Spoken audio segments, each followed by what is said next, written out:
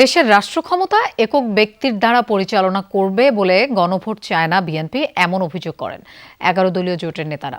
বলেন, সরকার গণরায়কে হাইকোর্ট দেখালে জনগণ রাজপথে মোকাবেলা করবে। সংস্কার এড়িয়ে আবারও ফ্যাসিবাদ কায়েম করতে চাইলে বিএনপিকেও ফ্যাসিবাদের পরিণতি ভোগ করার হুঁশিয়ারি দেন জোটের নেতারা। বিকেলে গণভোটের রায় বাস্তবায়নের দাবিতে বিক্ষোভ মিছিলে এসব কথা বলেন তারা। বিএনপি সরকার ক্ষমতা গ্রহণের পর এ প্রথম রাজপথের আন্দোলনে বিরোধী দলগুলো। বাইতুল মোকাররমের উত্তর গেটে আয়োজিত এই বিক্ষোভ কর্মসূচিতে অংশ নেয় 11 দলীয় জোটের নেতাকর্মীরা। গণরায়কে প্রত্যাখ্যান করলে গণরায় আবার এই সরকারকে প্রত্যাখ্যান করতে বাধ্য হবে। অবিলম্বে গণভোটের রায় অনুযায়ী সংবিধান সংস্কারের দাবি জানান তারা। সংস্কার নিয়ে বিএনপি মুনাফিকি আচরণ করছে বলে অভিযোগ করে সমাবেশে জোটের নেতারা বলেন, সরকার গণরায়কে হাইকোর্ট দেখালে রাজপথে মোকাবেলা করবে জনগণ। আমরা যারা 11 দল এখানে একত্রিত হয়েছি, we also have a plan. We will never allow fascism to return to Bangladesh. BNP যে পথে হাঁটছে সেটা জনগণের বিরুদ্ধ পথ, সেটা ফ্যাসিবাদের পথ। আমাদেরকে তার বিরুদ্ধে রুখে দাঁড়াতে হবে। 70% জনগণের হ্যাঁ ভোটের রায়কে যারা অস্বীকার করে বেঈমানি করতে চায়, তাদের স্থান এই বাংলার মসনদে হবে না।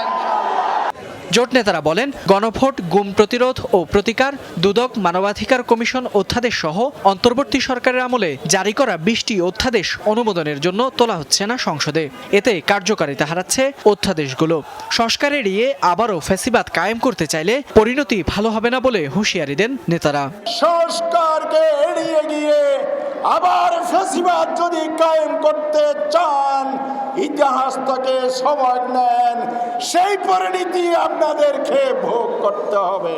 যতক্ষণ দাবি আদায় না হবে ততক্ষণ পর্যন্ত আমরা রাজপথ ছাড়বে না। বারবার বলছি, এদেশের জনগণের গণরায়কে যদি হাইকোর্ট দেখান, এদেশের জনগণ রাজপথে আপনাদেরকে মোকাবেলা করবে ইনশাআল্লাহ। আমরা তো বুঝি আপনারা সংস্কার চান না, গণভোট চান না। তার পেছনের কারণ হলো আপনারা বাংলাদেশের রাষ্ট্র ক্ষমতাকে, বাংলাদেশের সাংবিধানিক প্রতিষ্ঠানগুলোকে এক ব্যক্তির করায়ত্ত করে রাখতে চান।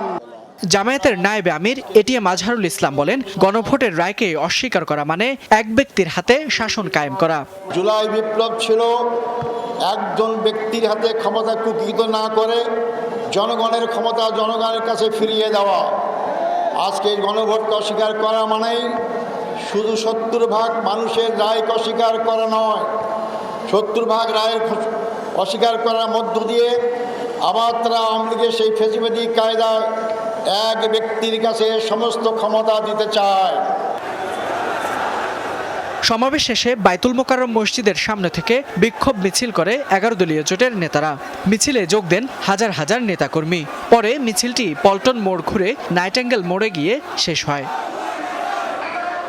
ফয়সাল মাহমুদ, যমুনা নিউজ, ঢাকা।